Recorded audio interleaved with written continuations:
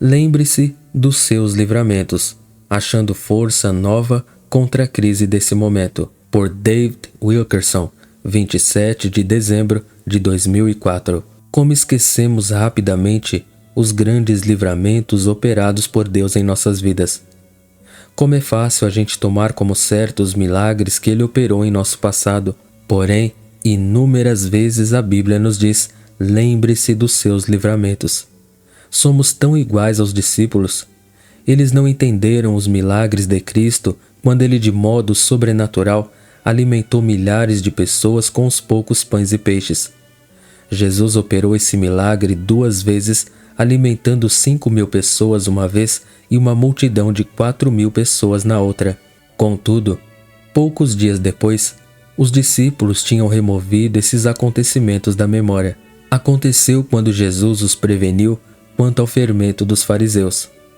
Os discípulos acharam que ele havia dito isso por terem se esquecido de trazer pão para a jornada.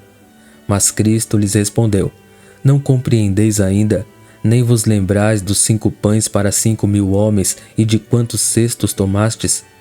Nem dos 7 pães para os 4.000 e de quantos cestos tomastes? Mateus 16, versos 9 e 10.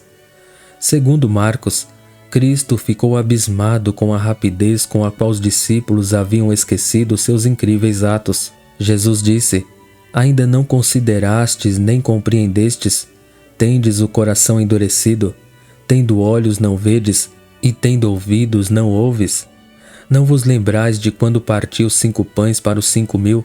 Quantos cestos cheios de pedaço recolhestes? Marcos 8, versos 17 a 19. O que essas passagens nos dizem? Está claro que nenhum dos discípulos parou para levar em conta o que estava acontecendo quando estas milagrosas alimentações se operavam. Tente pintar um quadro desses homens andando em meio à multidão carregando cestos, passando os pães e peixes que se multiplicaram milagrosamente à frente dos seus olhos. Você poderia pensar que esses discípulos teriam caído de joelhos gritando: como isso é possível? É simplesmente impressionante. Está totalmente fora de uma explicação humana. Ó Jesus, Tu és verdadeiramente Senhor. Eu os imagino encorajando as pessoas às quais serviam: peguem aqui, alimentem-se desse alimento milagroso enviado da glória. Jesus providenciou isso. Contemplem o nosso Deus e o adorem. Os discípulos viram essas obras maravilhosas com seus próprios olhos. No entanto, a significação dos milagres não ficou registrada neles. E agora, pouco tempo após, eles estavam cheios de dúvidas e questionamentos quanto a não ter pão. Jesus teve de mostrar-lhes como esquecem depressa dos milagres que Deus teceu para vocês. Vocês não compreenderam seus livramentos. Eu também me pergunto, por que essas multidões, que haviam sido alimentadas tão milagrosamente, não se levantaram para adorar Jesus? Por que não louvaram a Deus em altas vozes e com braços levantados? Evidentemente, elas tão pouco compreenderam seus milagres. E foi pela mesma razão que você e eu rapidamente nos esquecemos dos milagres de Deus em nossas próprias vidas.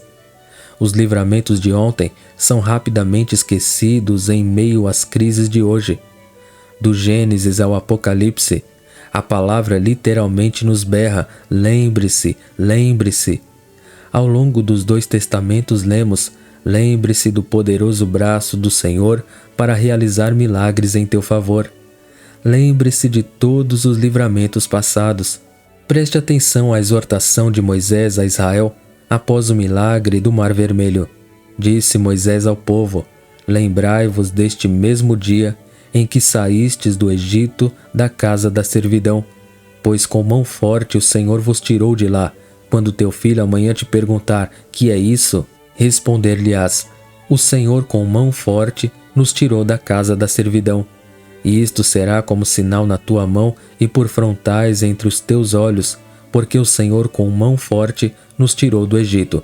Êxodo capítulo 13, versículos 3, 14 e 16. Os fariseus interpretaram esse último versículo ao extremo. Fizeram filactérios, caixinhas contendo leis escritas que enrolavam no braço e prendiam a testa. Porém, o que Moisés estava descrevendo aqui era uma metáfora, um ministério espiritual. Era uma ordem para que todo israelita indelevelmente selasse na mente todo o impressionante livramento que haviam visto. O Senhor estava lhes dizendo basicamente: guarde isso na memória e o deixe à mão. Conserve-o sempre fresco em sua mente. Toda vez que enfrentar uma crise, toda vez que enfrentar um gigante, toda vez que um inimigo agressivo lhe atacar, você deve se lembrar de todos os milagres que eu te concedi. Jamais se esqueça do livramento que experimentou. Mantenha um diário mental deles e lembre cada detalhe.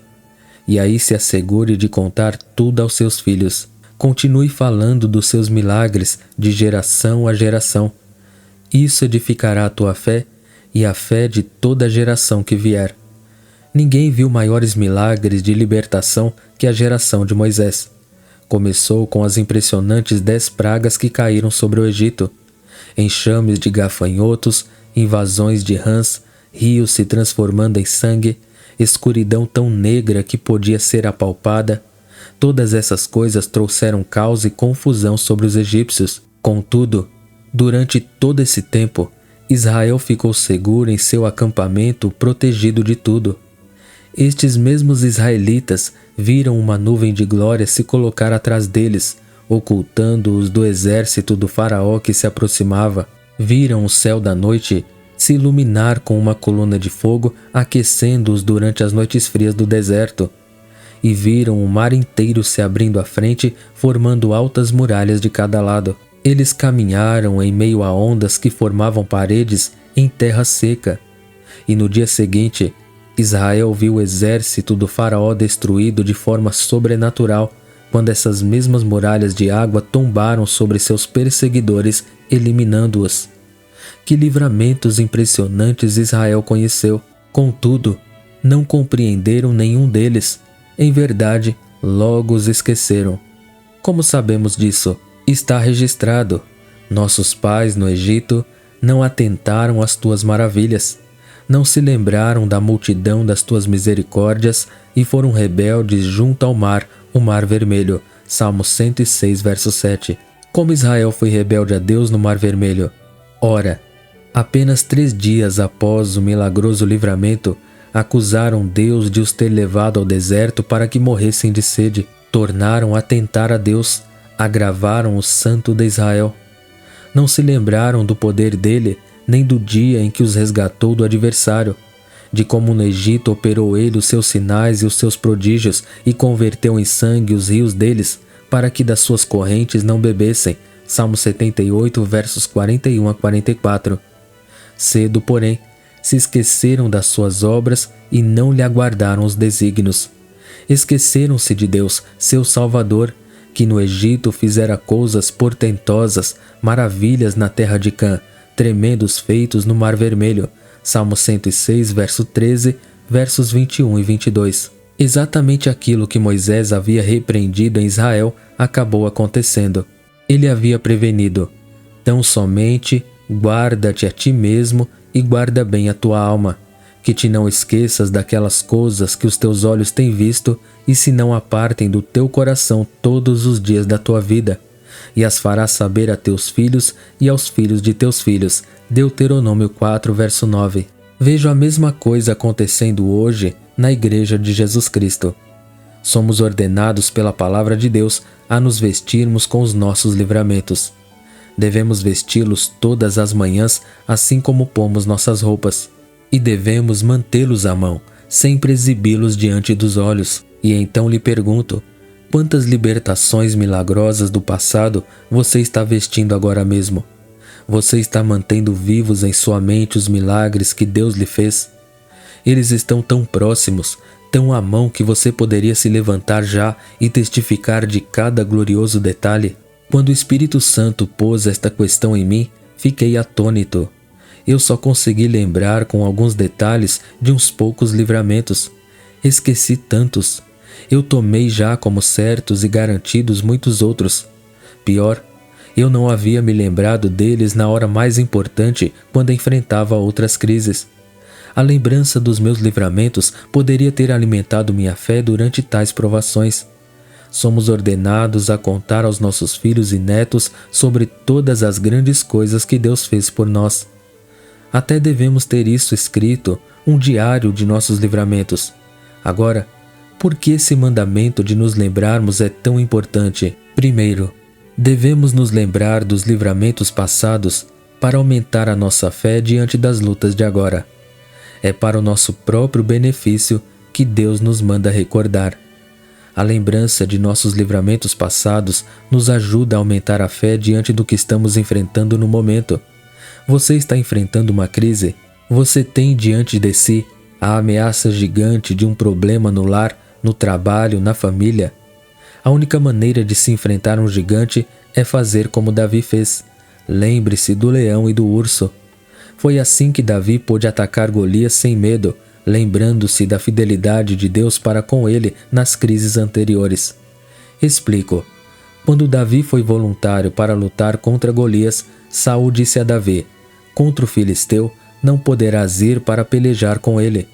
Respondeu Davi a Saul: "Teu servo apacentava as ovelhas de seu pai. Quando veio um leão ou um urso e tomou um cordeiro do rebanho, eu saí após ele e o feri e livrei o cordeiro da sua boca. O teu servo matou tanto o leão como o urso.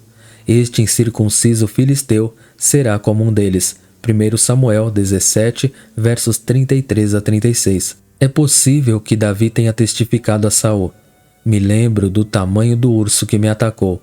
Eu protegi as mãos com um pano, lhe agarrei a boca, desloquei sua mandíbula. Depois peguei a pele dele. Fiz um abrigo com ela e a dei ao meu pai como testemunho do poder de Deus para me livrar." Davi sabia do perigo que enfrentava contra Golias naquela hora. Ele não era um principiante, um garoto ingênuo, cheio de bravatas e procurando briga. Não, Davi estava simplesmente se lembrando dos livramentos passados.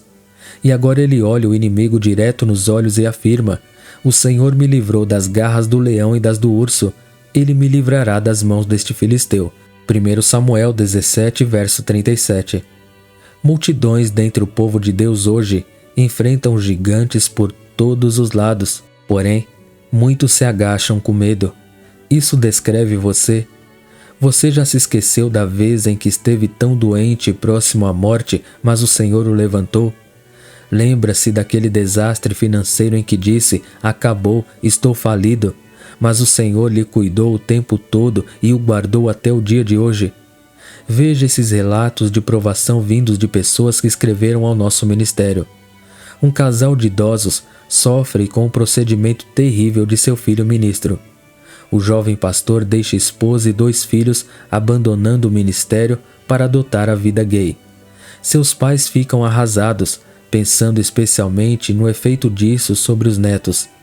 Um pastor e esposa se afligem com uma filha, a qual foi tirada do leito de morte por orações deles. Após se curar, a jovem começou a usar drogas e acabou se casando com um homem que se tornou criminoso. Agora ele está na cadeia e a garota, em pânico, está perdendo o controle, tendo pensamentos de suicídio. Nesse momento, os pais lamentam a cura dela, imaginando até se não seria melhor ela não haver se curado. Uma jovem mãe com 3 filhos se prostra sozinha em sua casa alugada. O marido morreu há pouco, deixando-a sem seguro ou sustento. Ela está só e sem um tostão. Um negociante está sendo processado pelo sócio, pessoa que se chama de cristão. O sócio tenciona roubar o negócio que esse homem começou. O negociante quer apenas discutir o assunto com o sócio, mas este se recusa a falar com ele. Agora os tribunais estão tomando partido do sócio, apesar de este negociante ter apenas feito certo em relação a ele. Um senhor de 55 anos foi dispensado de seu emprego rendoso. Agora ele se martiriza pensando: quem vai empregar um indivíduo de 55 anos? Ele tem débitos e também estava auxiliando os filhos financeiramente. Agora chega o pânico e ele sai todo dia envergonhado de ficar parado em casa fazendo nada. Esses são apenas alguns dos gigantes que os crentes estão enfrentando. Muitos outros santos nos escrevem de seus sofrimentos cruciantes, dizendo: eu não entendo. São todos crentes fiéis que confiam na palavra de Deus e andam no Espírito. Como pastor do Senhor, o que vou dizer a eles? A verdade é a seguinte: há muitas coisas que não compreendemos, e simplesmente não as compreenderemos enquanto não estivermos no lar celestial com Jesus. Mas eu creio em termos absolutos que Deus pode curar e que Ele tem saída para todas as situações. A pergunta para nós é: onde vamos encontrar a fé, a coragem para nos levantarmos e ganhar vitória nele? Ela só vem pela lembrança do leão e do urso. Vem quando você é capaz de relembrar a incrível fidelidade de Deus e todas as vitórias passadas que Ele lhe deu. Olhe, você não pode enfrentar um gigante enquanto não for capaz de visualizar e compreender a majestade e a glória de Deus em sua vida. Para fazer isso, insisto para que volte bem para o início no seu começo com o Senhor. Você se lembra como era antes de Jesus lhe salvar? Você realmente sabe o quão perto estava do inferno? Alguns talvez perto do suicídio, outros prestes a se tornarem possuídos pelo demônio.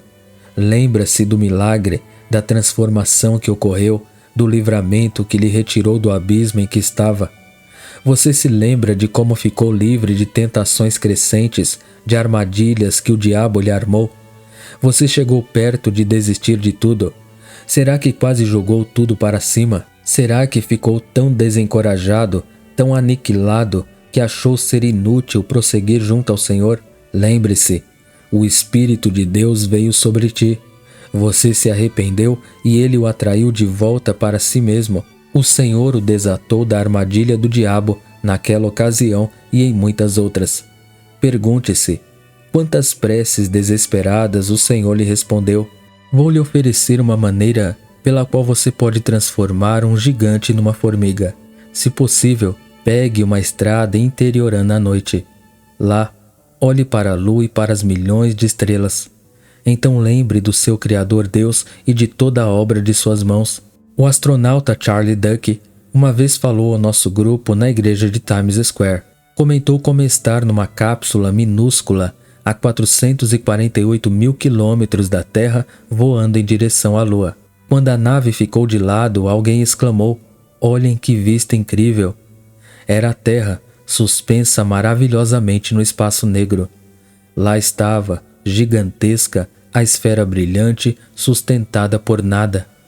Toda a tripulação ficou atônita com a visão. Eles sabiam que só um Deus Criador incrível poderia tecer isso. Em verdade, esse foi o mesmo plano que Deus usou para tirar Jó de sua dor. O Senhor fez com que aquele homem sofredor voltasse os seus olhos para os fundamentos da terra e perguntou: "O que está prendendo a terra, Jó? O que a segura no espaço?" Deus prosseguiu dizendo: "Quem deteve os mares em suas margens? Quem diz ao oceano poderoso: venha só até esse ponto, mas não ultrapasse? O que impede que as ondas avancem sobre a terra? Por que você não está se afogando com a água subindo, Jó? E onde estão as nascentes de onde provém os mares? Como a luz é separada da escuridão? Como são os ventos divididos e dispersos? Como nasce a chuva? O homem pode produzir relâmpagos, trovões, nuvens? Quem você acha que dispôs todas essas forças da natureza em seus lugares, Jó? Quem pôs a ferocidade e a bravura na natureza dos animais? Deus literalmente levou Jó a assistir um curso de poder, revelando sua criação passada. Em meio a isso, foi dizendo a Jó: "Você se esqueceu quem eu sou. Você me acusa de negligência. Você duvida do meu interesse por ti e do meu poder para te livrar. No entanto, estou lhe mostrando quanto me preocupo por toda essa enorme criação minha." Jó capítulos 38 a 40. O Senhor prosseguiu até que finalmente Jó se viu aniquilado diante de tudo isso. Então, Jó olha para os seus problemas e diz: "Fui tolo, os meus olhos estavam no lugar errado em vez de estarem em ti. Ó Senhor, eu havia me esquecido de todas essas coisas sobre ti. Sei que tu podes fazer tudo, e sei que nenhum pensamento pode ser retido de ti." Jó capítulo 42, versos 2 e 3. Segundo, devemos lembrar de nossos livramentos passados como uma arma contra o medo. O medo não consegue sufocar o coração de alguém cujos olhos estejam cheios da visão da grandeza e da majestade de Deus. Neemias entendeu bem esse princípio. Ele ia de um lado para o outro sobre as muralhas de Jerusalém, enquanto o remanescente esgotado e cansado abaixo tentava reconstruir a cidade. Os israelitas estavam cercados por temíveis adversários, uma coalizão de 3 nações dirigida por Sambalate e o pérfido Tobias. Agora o medo estava começando a se infiltrar. Os muros da cidade não estavam acabados e havia montes de entulho por todo lado. Os trabalhadores esgotados eram forçados a labutar com um martelo numa mão e uma espada na outra. Como responder aos seus temores? Como prosseguir em vez de fugir? Então Neemias traz à lembrança deles o quão grande e tremendo o seu Deus é. Inspecionei, dispus-me e disse aos nobres, aos magistrados e ao resto do povo: não os temais. Lembrai-vos do Senhor grande e temível e pelejai. Neemias 4, verso 14. Prezado santo, você está com medo de sua situação? Será que o problema lhe atingiu abalando sua confiança no Senhor?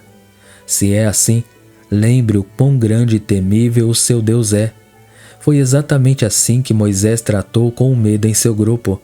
Ele disse a Israel: se disseres no teu coração, estas nações são mais numerosas do que eu, como poderei desapossá-las? Delas não tenhas temor. Lembrar-te-ás do que o Senhor teu Deus fez a Faraó e a todo o Egito. Não te espantes diante deles, porque o Senhor teu Deus está no meio de ti, Deus grande e temível. Deuteronômio capítulo 7, versículos 17, 18 e 21. Moisés estava dizendo: vocês enfrentarão tremendos inimigos muito mais poderosos que vocês. E se perguntarão como de algum modo conseguirão ter vitória tendo tão poucas chances. Mas a única coisa que deverão fazer é se lembrar de quão grande e forte é o teu Deus. Lembrem-se do que ele fez aos seus inimigos no passado e como ele foi fiel ao libertá-los. Temos de nos lembrar de quão grande é Deus, do que ele fez no passado para nos livrar e invocar esse poder majestoso diante da provação desse momento. Moisés insta junto a Israel: ele fez tudo isso por vocês, e vocês devem se apropriar do poder dele. Ele é o teu louvor e o teu Deus, que te fez estas grandes e temíveis coisas que os teus olhos têm visto. Deuteronômio 10, 21. Davi pergunta: quem há como teu povo, como Israel, gente única na terra, a quem tu, ó Deus, foste resgatar para ser teu povo, e para fazer a ti mesmo um nome e fazer a teu povo estas grandes e tremendas coisas para a tua terra diante do teu povo, que tu resgataste do Egito, desterrando as nações e seus deuses. Segundo Samuel 7, 23. Deus declara a nós: porque eu, o Senhor, não mudo. Malaquias 13, 6. E hoje ele ainda procura mostrar a sua grandeza a todos que creem e se apropriam do seu poder. Quanto ao Senhor, seus olhos passam por toda a terra para mostrar-se forte para com aqueles cujo coração é totalmente dele. Segundo Crônicas 16, verso 9. As palavras de Moisés ao morrer, dirigidas ao povo de Deus, foram: sede fortes e corajosos, não temais, nem vos atemorizeis diante deles, porque o Senhor, vosso Deus, é quem vai convosco, não vos deixará, nem vos desamparará. Deuteronômio 31, verso 6. Finalmente ouvimos o apóstolo Paulo. Ele ora para que se abram os olhos de cada um dos santos para verem a grandeza do poder de Deus para conosco.